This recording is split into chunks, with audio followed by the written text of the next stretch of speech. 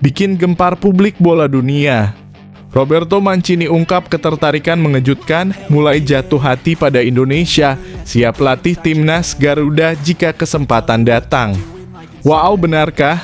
Kata Mancini, saya mulai tertarik dan mengikuti mereka sejak bisa mengalahkan Arab Saudi.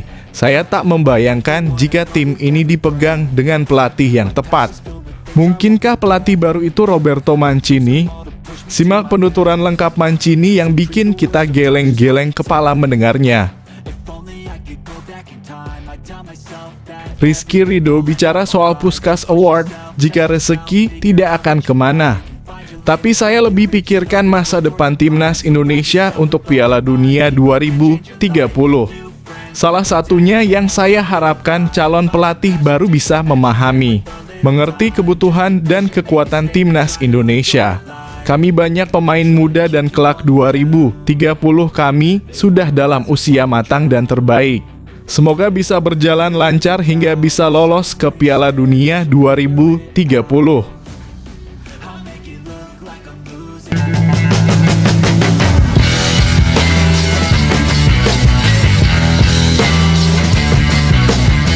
Sebelum kita lanjut ke berita terlengkapnya, alangkah mulianya bagi kalian untuk tekan tombol like, dan yang belum subscribe, tolong subscribe channel ini.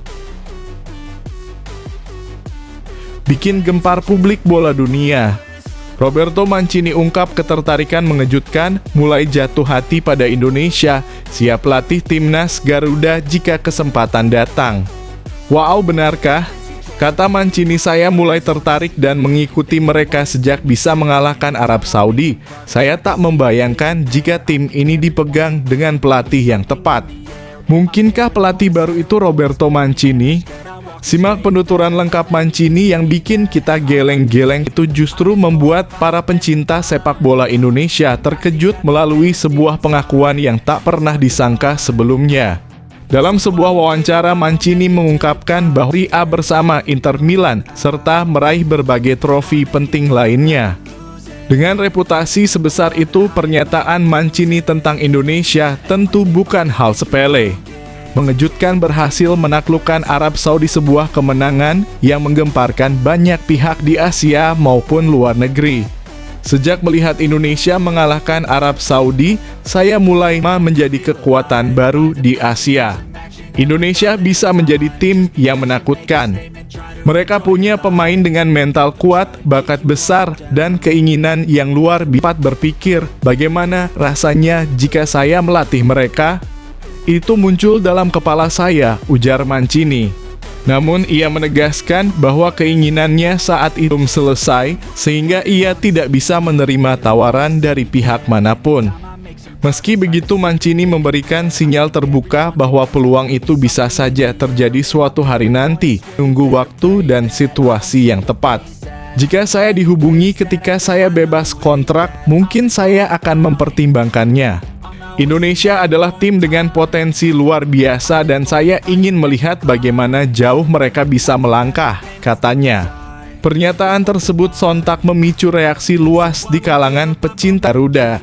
Nama Mancini identik dengan kedisiplinan strategi, permainan terstruktur, dan kemampuan membangun mental juara, sesuatu yang sangat dibutuhkan Indonesia saat ini. Saja akan dipimpin oleh pelatih dengan reputasi dunia, seseorang yang mampu membawa Garuda terbang lebih tinggi. Apakah Mancini benar-benar akan melatih Indonesia di masa depan?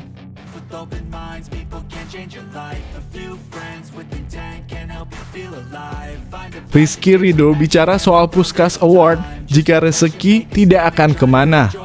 Tapi saya lebih pikirkan masa depan timnas Indonesia untuk Piala Dunia 2030.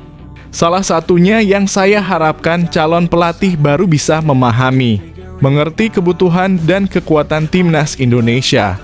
Kami banyak pemain muda dan kelak 2030 kami sudah dalam usia matang dan terbaik. Semoga bisa berjalan lancar hingga bisa lolos ke Piala Dunia 2030. Nama Rizky Ridho belakangan kembali mencuri perhatian publik setelah gol spektakulernya ramai diperbincangkan dan disebut-sebut layak masuk nominasi Puskás Award. Tendangannya yang melengkung, akurat, dan lahir di momen krusial membuat banyak pecinta sepak bola Indonesia membanjiri media sosial dengan dukungan agar gol tersebut dipertimbangkan sebagai salah satu kandidat terbaik dunia tahun ini. Namun di tengah euforia itu, Ridho justru menunjukkan sikap yang tenang dan merendah. Ia mengaku bersyukur jika gol tersebut membawa keberuntungan, tetapi pikirannya saat ini bukan pada penghargaan individu, melainkan masa depan timnas Indonesia. Dalam sebuah pernyataan, bek andalan timnas Indonesia itu mengungkapkan bahwa ia tidak terlalu memusingkan soal penghargaan sebesar apapun, termasuk peluang untuk masuk Puskás Award. Menurutnya, semua hal yang berkaitan dengan penghargaan adalah bagian dari rezeki, dan jika memang itu jalannya, maka ia akan menerima dengan penuh syukur. Untuk Puskás Award, kalau memang rezeki saya tidak akan kemana. Saya tentu senang jika gol itu mendapat perhatian, tetapi saya tidak ingin terlalu larut memikirkannya, ujar Ridho dengan nada yang tenang namun tegas. Ridho menegaskan bahwa prioritas utamanya saat ini adalah bagaimana timnas Indonesia dapat terus berkembang dan memiliki masa depan yang lebih cerah. Ia menyebut bahwa ada hal yang jauh lebih penting dibandingkan sekadar penghargaan individu, yaitu memastikan timnas Indonesia mendapatkan pelatih terbaik untuk perjalanan besar menuju target Piala Dunia 2030. Saya lebih memikirkan bagaimana timnas Indonesia bisa mendapatkan pelatih terbaik ke depannya. Kami semua punya target besar, yaitu Piala Dunia 2030. Dan itu harus kami jalankan sebaik mungkin, tambahnya. Pernyataan tersebut menunjukkan kedewasaan seorang pemain muda yang memahami betapa pentingnya fondasi tim. Ridho melihat bahwa perjalanan menuju Piala Dunia bukan hanya soal kemampuan individu, tetapi tentang sistem, pola bermain, disiplin, mentalitas, dan pemimpin yang tepat di balik layar. Menurutnya, pelatih adalah elemen kunci yang bisa menentukan apakah Indonesia mampu bersaing di tingkat yang lebih tinggi. Ridho juga menekankan bahwa dirinya dan para pemain lain siap bekerja keras. Tetapi mereka membutuhkan seorang arsitek yang mampu merancang strategi jangka panjang, membangun filosofi permainan yang jelas, serta mengoptimalkan potensi para pemain muda yang kini mulai bermunculan. Kami para pemain siap berjuang, siap mengikuti program, siap bertarung. Tapi kami butuh figur yang tepat untuk memimpin. Pelatih yang mampu membuat kami berkembang sebagai satu kesatuan, jelasnya. Komentar Ridho tersebut memicu banyak reaksi positif dari para pendukung sepak bola Indonesia. Banyak yang memuji sikapnya yang lebih mengutamakan kepentingan tim di atas kepentingan pribadi. Dalam era ketika banyak pemain mengejar ketenaran dan pencapaian individu, Ridho justru menempatkan diri sebagai sosok yang rendah hati dan visioner. Selain itu, ucapannya juga mengingatkan publik bahwa target Piala Dunia 2030 bukan sekadar slogan kosong. Indonesia telah menunjukkan progres besar dalam beberapa tahun terakhir, baik dari segi performa tim, kualitas pemain muda, maupun dukungan dari para supporter. Namun semua itu harus disertai dengan dukungan manajemen dan pemilihan pelatih yang tepat agar mimpi besar tersebut benar-benar dapat terwujud. Ridho juga menambahkan bahwa timnas Indonesia saat ini memiliki generasi yang sangat menjanjikan. Menurutnya, para pemain muda tampil semakin percaya diri, berani, dan memiliki mental bertanding yang lebih matang. Namun potensi sebesar apapun tidak akan maksimal tanpa arahan yang jelas dan konsisten dari sosok pelatih yang kompeten dan berpengalaman. Kami punya generasi yang luar biasa.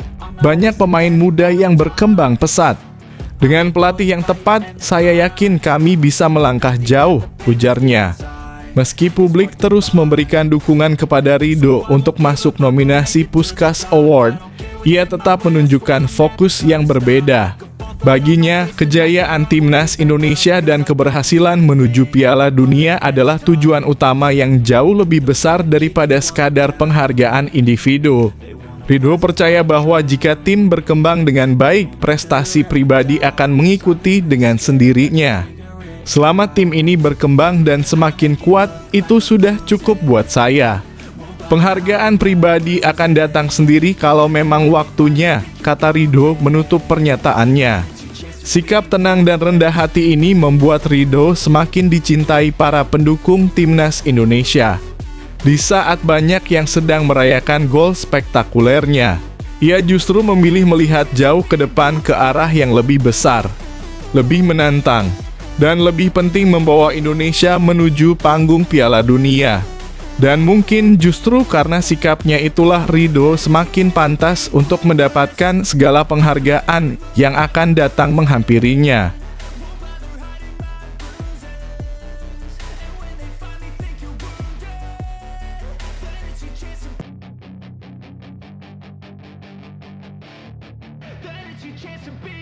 Hey kid, don't ever let them get inside your head. They'll tell you what to do in life instead of everything you know that you could get. Don't let them guide your life towards regret. I'll fight for what I love. Top Marco Top. Semangat Gen Muda merajalela. Jens Raven tegaskan target emas di SEA Games, Federasi minta perak. Kami tidak datang untuk menyerah. Skuad kami sangat istimewa meski masih baru terbentuk. Ivar Jenner membuat tim sangat hidup, Mauro Zylstra juga keren di depan. Jadi jika hanya target perak menurut saya itu tanggung sekali, medali emas adalah tujuan kami. Menjelang bergulirnya SEA Games edisi terbaru, suasana di kamp latihan timnas Indonesia U23 semakin menggeliat. Sorotan publik tak hanya tertuju pada strategi dan komposisi pemain pilihan pelatih Indra Syafri, tetapi juga pada atmosfer optimistis yang perlahan muncul dari para pemain muda Garuda. Salah satu yang paling mencuri perhatian adalah penyerang muda berbakat Jens Raven yang belakangan tampak berada di puncak motivasi setelah bergabung dengan skuad. Dalam sebuah wawancara imajinatif yang menggambarkan kondisi mental para pemain jelang turnamen, Raven menuturkan betapa spesialnya bisa kembali mengenakan seragam merah putih. Ekspresi wajahnya menggambarkan kebanggaan sekaligus tekad yang besar untuk mengukir sejarah baru bagi tim nasional kelompok umur. Saya merasa sangat bersemangat berada di timnas U23, ujar Raven. Walaupun tim ini baru terbentuk dan hanya punya sedikit waktu untuk beradaptasi, suasananya sangat positif. Setiap hari saya melihat semua orang bekerja keras, saling mendorong, dan memiliki tujuan yang sama. Namun pernyataan Raven yang paling membuat publik tersentak adalah ketika ia menanggapi target yang disebut-sebut dicanangkan federasi hanya medali perak di SEA Games kali ini. Bagi Raven, target tersebut terdengar ganjil, bahkan agak meremehkan potensi skuad yang ada. Federasi hanya menargetkan perak. Menurut saya itu cukup aneh, kata Raven. Bukan berarti kami tidak menghormati keputusan mereka, tapi sebagai pemain kami tidak bisa datang dengan mental setengah-setengah. Saya dan kawan-kawan ingin membuktikan bahwa kami tetap mengincar emas. Itu tujuan kami, tidak ada yang lain. Ucapan Raven menggelitik banyak pihak. Ia bukan hanya sekadar bicara, tetapi menunjukkan keyakinan berdasarkan kualitas skuad yang ada. Menurutnya, timnas U23 tahun ini memiliki kedalaman tim yang jarang dimiliki skuad Indonesia sebelumnya.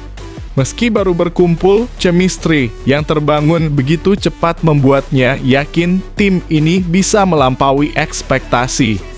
Saya merasa skuad ini sebenarnya sangat dalam, ujarnya lebih lanjut.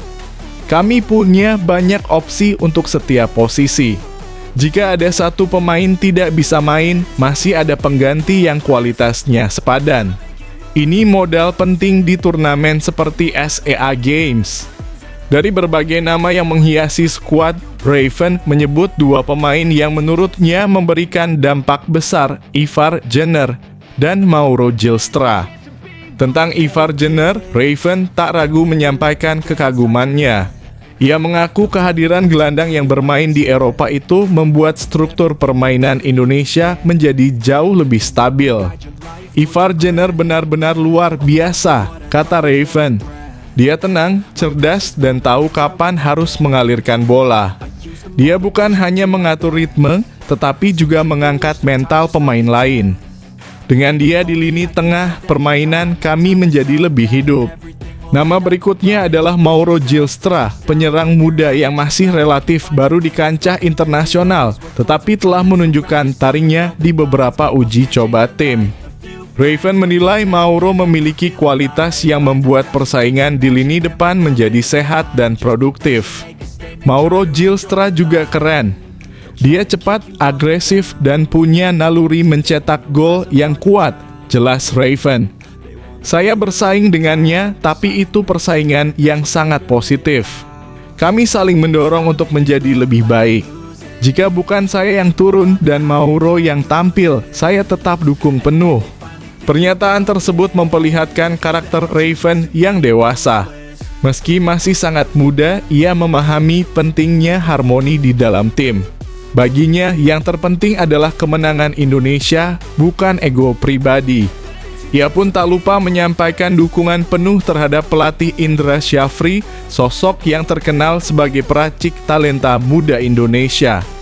Di mata Raven, Indra dan staf pelatih telah bekerja keras mempersiapkan tim di tengah keterbatasan waktu dan tekanan besar dari publik. Coach Indra dan seluruh staf sangat profesional, tegas Raven. Mereka tahu apa yang mereka inginkan. Mereka menekankan disiplin, kerjasama, dan pemahaman taktik. Kami para pemain percaya pada keputusan mereka. Siapapun yang dipilih menjadi starting, itu berarti dia memang yang paling siap. Raven menutup pernyataannya dengan optimisme yang membara. Ia menyebut bahwa SEA Games bukan sekadar turnamen biasa, tetapi momen untuk menunjukkan bahwa sepak bola Indonesia berada di jalur yang benar. Menurutnya, apapun target federasi, para pemain akan turun ke lapangan dengan ambisi yang jauh lebih besar. Kami tidak datang untuk menyerah. Kami datang untuk bertarung. Kami ingin memberikan yang terbaik bagi Indonesia, ujarnya tegas. Kalau kami bekerja keras dan tetap bersatu, saya yakin peluang emas itu nyata. Kini publik tinggal menunggu apakah keyakinan Jens Raven dan kekuatan skuad Ustrip 23 benar-benar akan membawa Indonesia kembali berdiri di podium tertinggi SEA Games. Ataukah target federasi yang lebih konservatif justru akan terbukti realistis? Satu hal yang jelas, semangat para pemain tidak pernah meredup dan itu saja sudah cukup untuk membuat penantian kali ini terasa jauh lebih menarik. Video ini hanya ilustrasi bukan kejadian sebenarnya. Harapan kami tetap target emas, mengingat skuad pemain sangat mumpuni jika pemain abroad bisa berkumpul.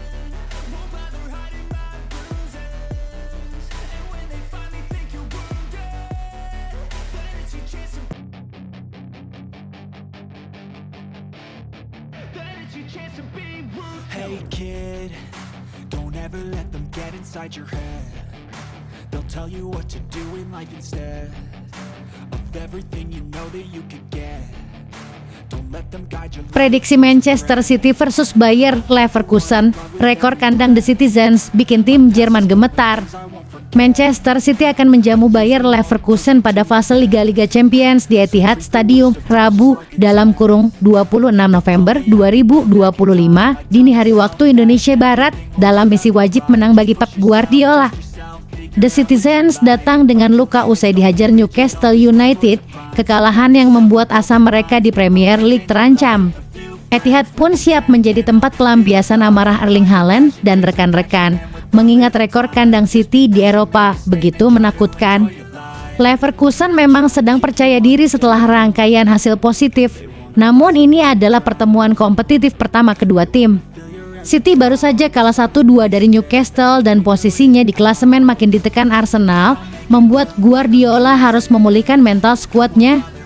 Di Eropa, City tampil garang setelah membantai Borussia Dortmund 4-1.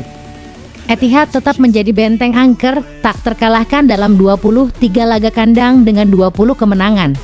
Mereka juga menang di 12 laga terakhir melawan wakil Jerman, sementara Leverkusen hanya menang sekali dari 12 lawatan ke Inggris.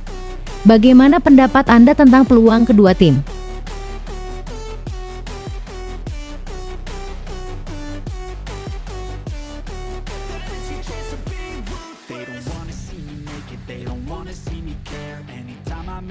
Alan Shearer ingatkan Arsenal, Manchester City masih ancaman terbesar.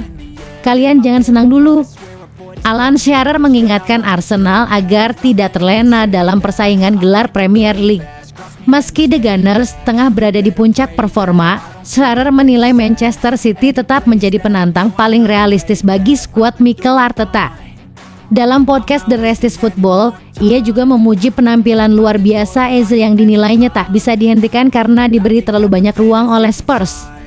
Menurut Shearer, Eze melakukan segalanya flick, trik, hingga penyelesaian akhir yang fantastis. Di sisi lain, City kembali kehilangan poin setelah kalah 2-1 dari Newcastle United. Gol defleksi Ruben Dias sempat membuka harapan, namun 2 gol Harvey Barnes memastikan kekalahan tersebut. Meski tertinggal semakin jauh, Shearer tetap menegaskan bahwa City adalah ancaman terbesar Arsenal karena pengalaman mereka dalam mengejar ketertinggalan setelah Natal. Ia juga menilai Liverpool sudah tidak bersaing, sementara Mike Richards menambahkan bahwa Chelsea bisa memberi kejutan meski belum cukup kuat untuk bersaing hingga akhir musim. Bagaimana menurut Anda? Apakah Arsenal benar-benar sudah aman dari ancaman City?